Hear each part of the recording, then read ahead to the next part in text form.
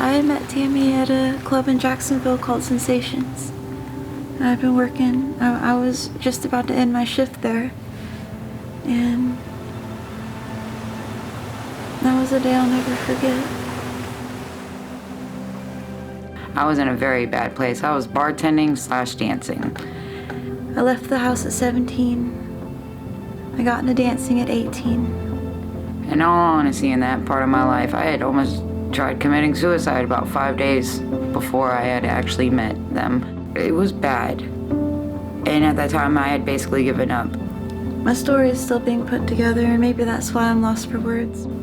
Something told me I didn't belong in that world anymore. It was Easter time, or right before they brought in like Easter baskets and brought food and made sure I ate.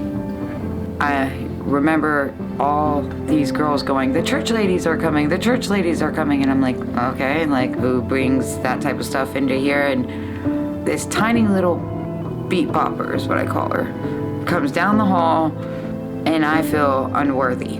I think that was my first encounter with them, and I'm so thankful for it.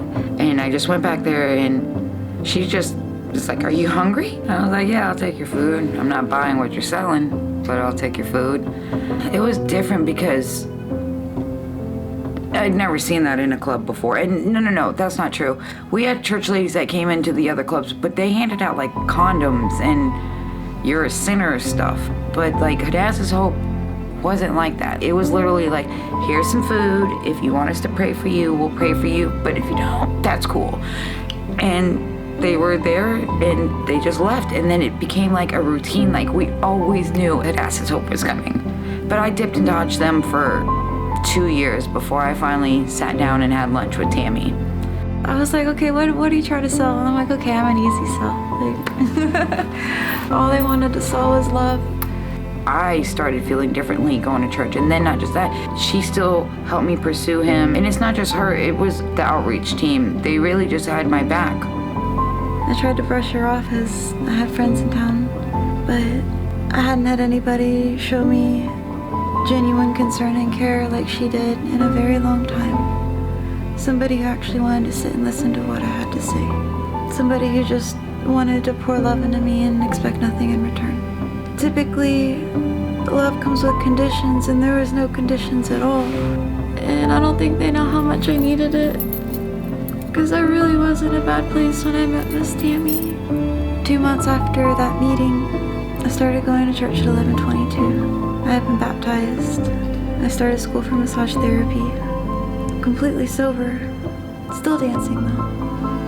But once school's complete, I get to give Miss Tammy my shoes. I wouldn't be able to do this without the help that Hadassah's Hope has given me. If it wasn't for the love that they poured into me, there's no way I would even have the courage to make all this change for myself. They helped rekindle a fire in me that I lost a long time ago. Pastor Joby had opened up the sermon that said, if the tomb is empty, anything is possible. And I don't know how to explain this. I cried, I broke down in tears, I called Tammy and was like, this is it, this is my surrenderance. Something washed over me. For the first time, I felt worthy of living. I can't even explain it, like I'm shaking now. Like, it wasn't about me being a dancer, it was just finding one more person to bring to Jesus. That changed me. And I changed my whole life for Jesus. And it's not like I really had to make a lot of changes. I just didn't have to live in hiding and ashamed or anything, because God already knew all of that. And I just started embracing that.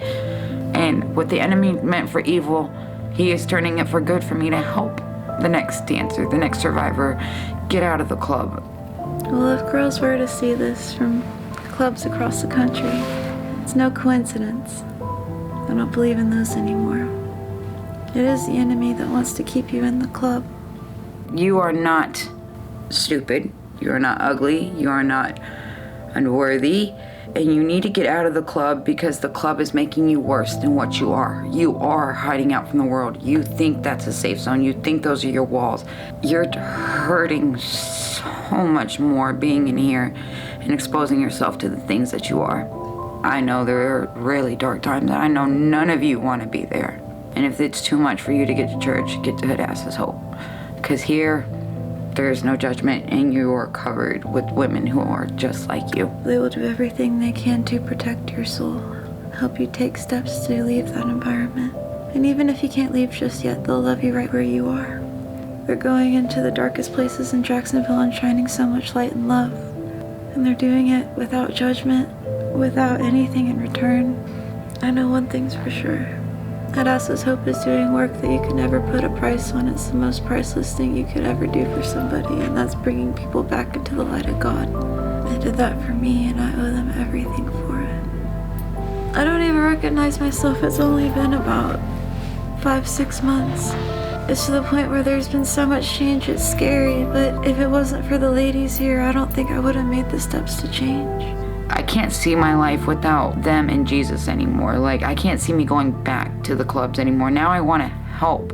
I think everybody needs a support system. I did not have one until I met Miss Tammy. And in turn, they showed me that I have the most important support system, and that's through God, through Jesus Christ. It's like I'd known that, but I forgot that He'd been there the whole time. I just needed to listen.